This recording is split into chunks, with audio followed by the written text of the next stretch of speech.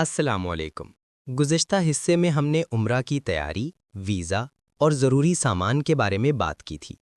آج ہم بات کریں گے سفر اور مکہ مکرمہ پہنچنے کے بعد کے مراحل پر۔ ایئرپورٹ کے لیے روانگی سے پہلے اپنے پاسپورٹ، ویزا، ٹکٹ اور احرام کی پٹی اچھی طرح چیک کر لیں۔ ہر چیز کو ہینڈ کیری بیگ میں ترتیب سے رکھیں تاکہ سیکیورٹی چیک پر آسانی ہو۔ اگر آپ مکہ جا رہے ہیں تو میقات سے پہلے احرام باندھنا ضروری ہے۔ نیت کرتے وقت دل میں عاجزی پیدا کریں اور تلبیہ پڑھیں۔ لبیک اللہم لبیک، لبیک لا شریک لک لبیک۔ ٹیکسی یا گاڑی میں بیٹھتے ہوئے یہ نیت کریں کہ آپ کا سفر صرف اللہ کی رضا کے لیے ہے۔ رستے میں فضول گفتگو سے پرہیز کریں اور دل ہی دل میں تسبیح کرتے رہیں۔ ایئرپورٹ پر اکثر عمرہ زائرین کی بھیڑ ہوتی ہے۔ صبر کے ساتھ اپنی باری کا انتظار کریں اور ضروری دستاویزات ہاتھ میں رکھیں۔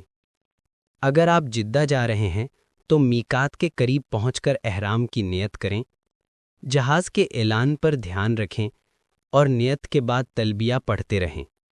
سعودی ایئرپورٹ پر امیگریشن اور سیکیورٹی کے مراحل میں وقت لگ سکتا ہے۔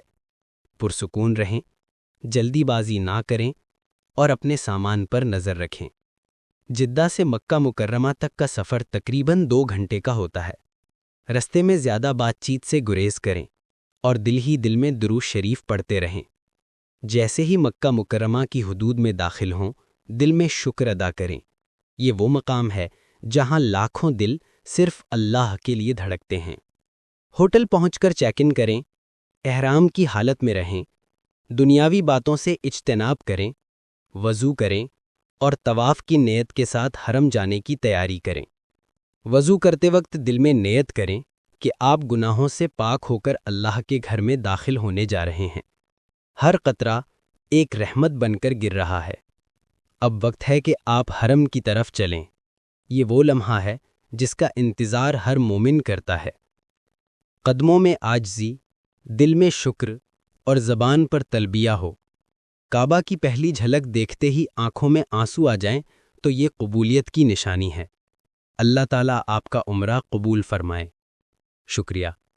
یہ تھا عمرہ گائیڈ کا دوسرا حصہ۔